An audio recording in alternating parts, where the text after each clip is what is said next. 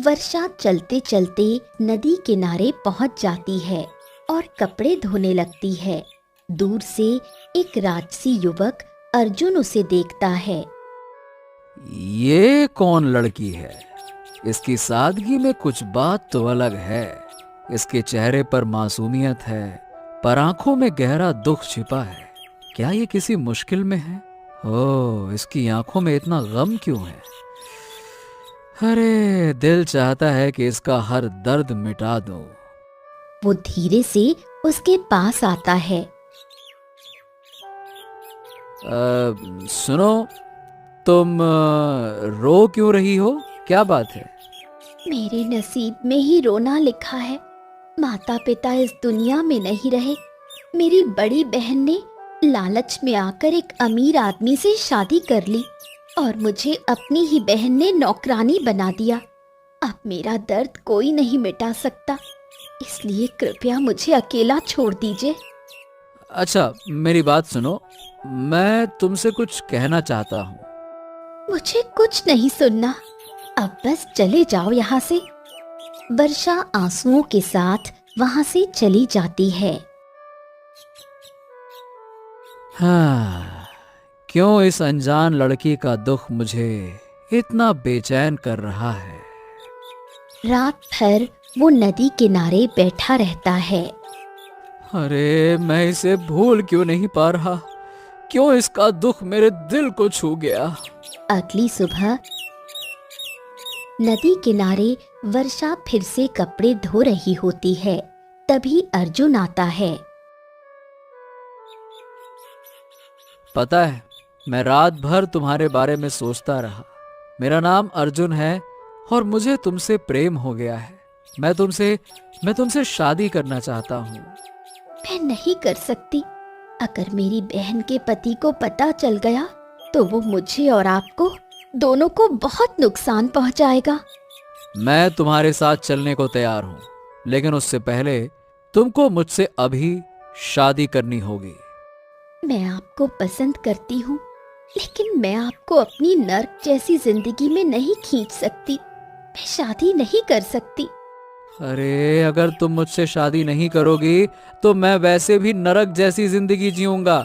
इससे अच्छा है कि मैं तुम्हारे साथ जीऊं। तुम मुझसे शादी करो, वरना मैं जिंदगी में कभी किसी भी लड़की से शादी नहीं करूंगा। ये आप क्या कह रहे हैं? हाँ, मैं ये बिल्कुल सच कह रहा हूँ। ठीक है, मैं शादी के लिए तैयार हूँ। अर्जुन और वर्षा एक मंदिर में शादी कर लेते हैं और फिर जमींदार के घर जाते हैं। अर्जुन, अभी भी वक्त है, आप यहाँ से चले जाइए। जीजा आपको बहुत मारेंगे। वर्षा, तुम मुझसे प्रेम करती हो ना? बस यही मेरे लिए काफी है। बाकी तो मैं सब कुछ सहने को तैयार हूँ। हाँ।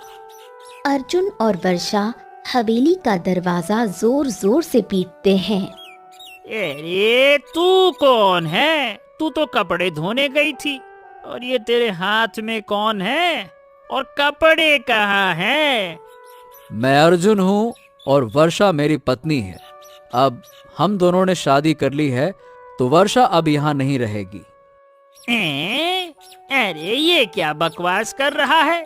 ये मेरी नौकरानी है। ये मुझे दहेज में मिली है, दहेज में। इसीलिए तू इसे नहीं ले जा सकता। अब तुझे जो करना है कर ले। चल, निकल जा यहाँ से। बड़ा आया। देखिए, आप ठीक नहीं कर रहे हैं। आपको पछताना पड़ेगा, मैं बता रहा हूँ। रे जा भाई, तेरे जैसे बहुत देखे हैं। चुपचाप निकल जा यहाँ से, नहीं दूंगा। चल जा यहाँ से। जमींदार वर्षा का हाथ पकड़कर उसे अंदर खींचता है और गेट बंद कर देता है। अर्जुन चुपचाप मुस्कुराकर चला जाता है। अगले दिन तुझको बहुत चर्बी चढ़ गई है ना? तू ससुरी नौकरानी होकर बिना मुझसे पूछे शादी कर ली। अब तुझे मैं सबक सिखाऊंगा। रुक जा, तेरी तो। छोड़ दीजिए जी, इसे क्यों मार रहे हैं? ऐसा मत कीजिए।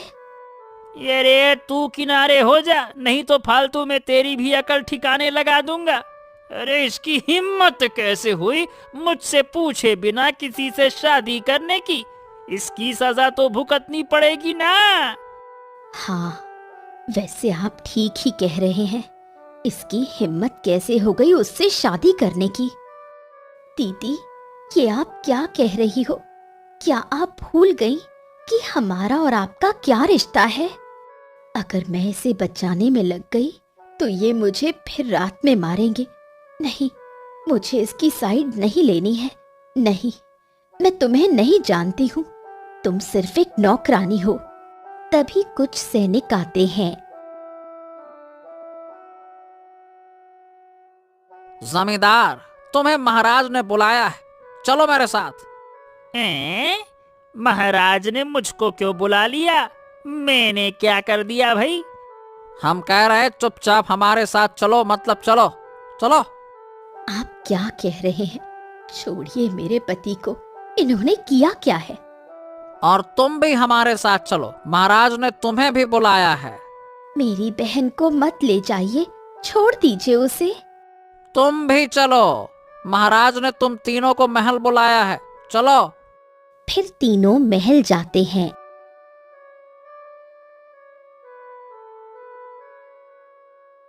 वहां महल के सिंहासन कक्ष में सब लोग इकट्ठा होते हैं। सिंहासन पर अर्जुन राजसी वस्त्रों में बैठा हुआ था। ये अर्जुन, ये तो महाराज के वेश में है। ये कैसे हो सकता है? ये मैं क्या देख रही हूँ? अरे ये तो वही लड़का है जिसने इस नौकरानी से शादी की थी। अरे तेरी ये ससुरा महाराज कैसे हो सकता है? हाँ, मैं वही हूँ जिसने साधारण वेश में आकर वर्षा से प्रेम किया और उससे शादी की। मैं जानना चाहता था कि कौन मुझे दिल से अपनाएगा, मेरे रुतबे से नहीं। वर्षा ने मुझे दिल से अपनाया और बिना किसी लालच के मुझसे प्रेम किया। और तुम जमींदार, तुमने अपनी पत्नी और उसकी बहन पर अत्याचार किया। अब तुम्हारे सारे जुल्मों की सजा तुमको दी जाएगी। नहीं नहीं नहीं महाराज, आप ये कैसे कह सकते हैं कि ये इसकी बहन है? अरे ये तो एक साधारण सी नौकरानी है जो मेरी पत्नी ऋतु के साथ मुझे दहेज में मिली थी। ऋतु, क्या ये सच है? बताओ, क्या वर्षा तुम्हारी बहन है? सच सच बताओ, वरना तुम्हें इसकी कड़ी से कड़ी सजा मिल सकती है। जी, जी महाराज, ये सच है। वर्षा मेरी सगी छोटी बहन है। तो फिर तुमने अपने ही खून को नौकरानी बनाकर क्यों पेश किया? क्या तुम्हें शर्म नहीं आई? माफ करिए महाराज, मुझसे गलती हो गई। मैं बस अमीर बनने की चाह में अंधी हो गई थी। हम गरीब थे, हमारे पास नौकरानी रखने की हैसियत नहीं थी। इसलिए मैंने अपनी ही बहन को झूठे रूप में नौकरानी बनाकर पेश कर दिया। तुम्हारा ये झूठ सिर्फ छल या अपराध नहीं है ऋतु। तुमने मेरे विश्वास को, मेरे प्रेम को और एक मासूम लड़की के जीवन को धोखा दिया। और तुम जमींदार, तुमने अपने पत्नी के साथ मिलकर मेरी पत्नी को नौकरानी बना डाला। उसकी आत्मा तक को कुचल दिया तुमने। तुम दोनों ने मेरी वर्षा की जिंदगी नरक बना दी। एक ने उसे मानसिक तौर पर परेशान किया तो दूसरे ने उसे शारीरिक तौर पर। और तुमने वर्षा ये सब कुछ सहा क्यों? आवाज क्यों नहीं उठाई? बोलो। महाराज, मैंने कभी कुछ नहीं चाहा, बस चुपचाप सब सहती रही। क्योंकि दीदी की शादी बच जाए इसलिए चुप रही।